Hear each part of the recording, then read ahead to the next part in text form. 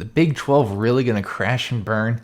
What's going on, guys? Welcome back to the Reef with Jack Reefer, and I got another banger video for you today. So today it came out, Houston Chronicle reported that the University of Texas, Austin, and Oklahoma are both looking to exit the Big 12, and their preferred destination is none other than the Southeastern Conference, the SEC.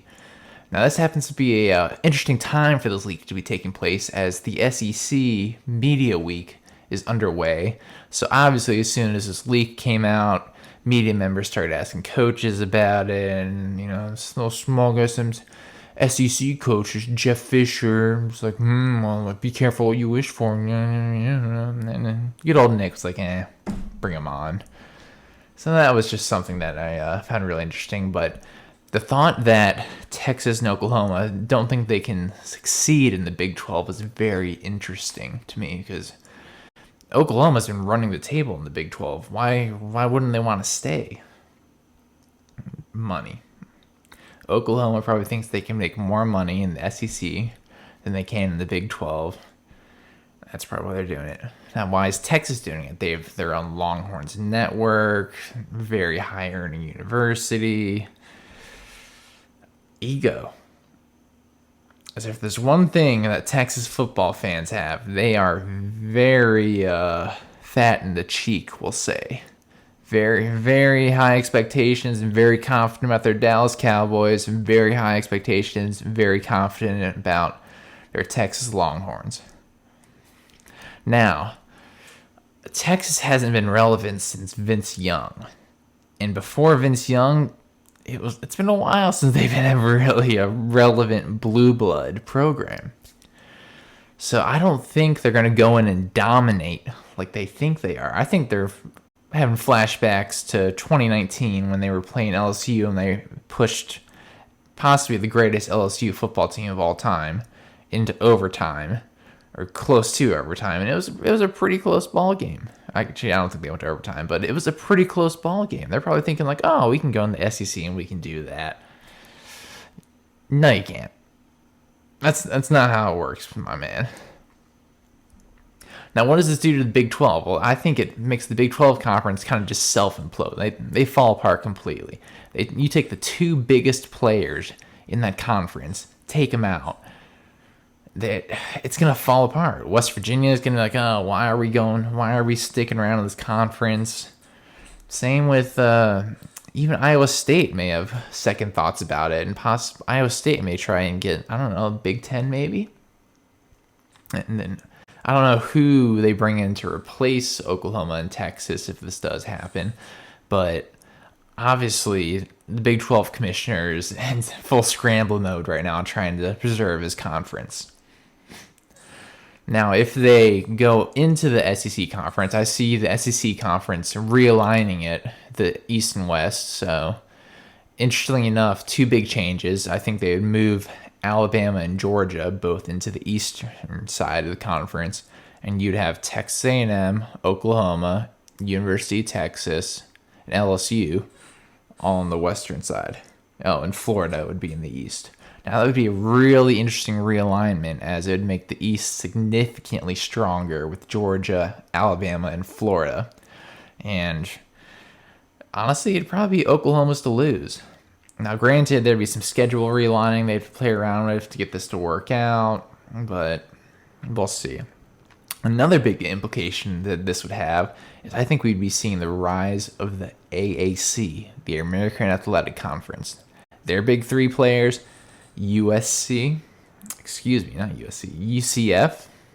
I don't know why I said USC. USC is in the Pac-12. UCF, Memphis, and undefeated Cincinnati last year. Those are their three main players, three main powerhouse football teams. And honestly, those three teams may be better than anybody else in the Pac-12, or not the Pac-12, the Big 12. I can't think of anybody. I mean, TCU, I don't think TCU is better than them. I mean, maybe Iowa State this year, but historically, Iowa State's normally just kind of run the muck, one big one of the year team in the Big 12.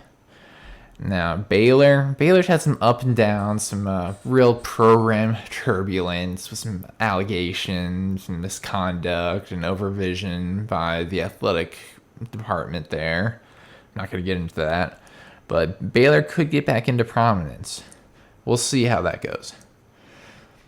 Now, how have Texas and Oklahoma responded to these reported leaks that they are looking to switch conferences?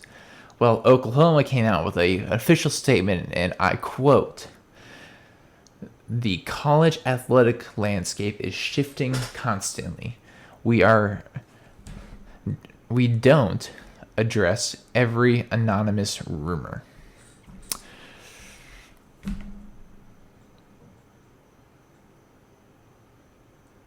You just announced that you're addressing the rumor by making this public announcement. What do you mean you don't address every anonymous rumor? This obviously is not just an anonymous rumor. There's some reality behind this that's pushing it forward and pushing it into the truth. And also, you're not denying it. You're saying college landscape shifting, so we have to shift with it. So no, you didn't come out and say that, no, we're staying with the Big 12. We're staying with the conference that we have dominated for the past 5 years. No, you came out and said, the landscape is shifting. We'll see, but we don't come out and address every rumor. Well, this obviously isn't every rumor because you came out and addressed it. And one thing that scares me is if we go to a 12-team playoff system, I don't know if I'm ready to see an 8-4 University of Texas team get into the playoffs because they had a quote-unquote good losses to Texas A&M, Oklahoma, Alabama, and Georgia. Because I'm afraid that's going to happen. I mean, obviously, if we go to a 12-team playoff, you look at the top 12, there's a lot of SEC homers in there, which honestly, if Oklahoma and Texas join the conference, I may have to admit that the SEC is the best conference for football. Because those are two powerhouse blue blood programs that Oklahoma's good right now. Texas, no, but Texas is a blue blood program, so we'll sweep them in there. Give them the benefit of the doubt.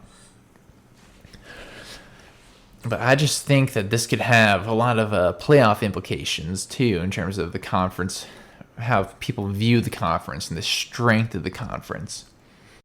And also, I think this is a way for Texas and Oklahoma to try and hedge their bets because they know, and everybody knows that if we do a 12-team playoff like some of these people want, it should be 6 teams, not 12, but 6 teams. That the majority of the teams are probably going to be SEC. I mean, you're probably going to have at least 4 of the top 12. I mean, you're going to consistently, it's going to be Alabama, Georgia. If Dan Mullen can turn Florida around consistently, Florida in that 4th spot, leave it up for grabs for Oklahoma, Auburn, maybe Texas if they get back to prominence with Steve Sarkisian, like they think they will. I don't know. They got a good running back in B.J. Robinson, but Casey Thompson at quarterback could be good, could not be good. Lots of questions on the defensive side of the ball. We'll see about that. And LSU's a hot mess. Ed Ogeron, man, you got to turn that program back around because all he said at the media day was, "Oh, we're going to run the offense like we did in 2019 with Joe Burrow and Joe Brady." Next question. Why didn't you run the offense like you did 2019 and 2020 then? What are you doing, coach? Obviously, something didn't translate from 2019 to 2020. It was the fact that you lost 2 first-round receivers, the first overall pick quarterback, and your passing game coordinator, who was basically your offensive coordinator? Probably. And also, you had some big losses past offseason. You lost your left tackle to Kentucky, and then you lost Gilbert, and tight end / wide receiver kind of hybrid. He went over to Georgia. So LSU, interesting. They've got a hot mess of sexual assault, amongst other sexual misconduct allegations against them right now. So they're a hot mess. I hope they enjoyed their 2019 championship because it may take a little bit of time for the program to recover, but we'll see. I could be wrong. LSU is one of those teams where they could go 6-6. I wouldn't be surprised. or they could go 10-2, and I wouldn't be surprised either. So we'll see how they do. Anyways, circling back to Texas and Oklahoma. I don't think it's a good move for college football. I think it's kind of stacking the deck in the SEC's favor. You're moving all your blue blood powerhouse programs into one conference, and that just doesn't bode well when you kind of make a monopoly conference. That's just they're going to be better than every other conference. I'll be honest. They have bigger names. The schools are going to be better, and I guess their little saying may be true. The SEC just means more. I guess it may be true then. I don't know. I'll leave it up to you to decide that.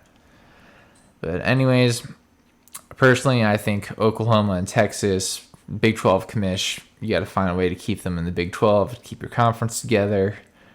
But we'll see what happens. We've seen once these colleges, athletic departments start chasing money and get that money mindset where they're just going to go where they feel like they can get the most money. That's what they do. They consistently go. So if UT and Oklahoma feel like they're going to get the most money in the SEC, they're going to find a way to get out of the Big 12 and go to the SEC. Hey, that's all I got for now today, guys. Tell somebody you love them. Peace.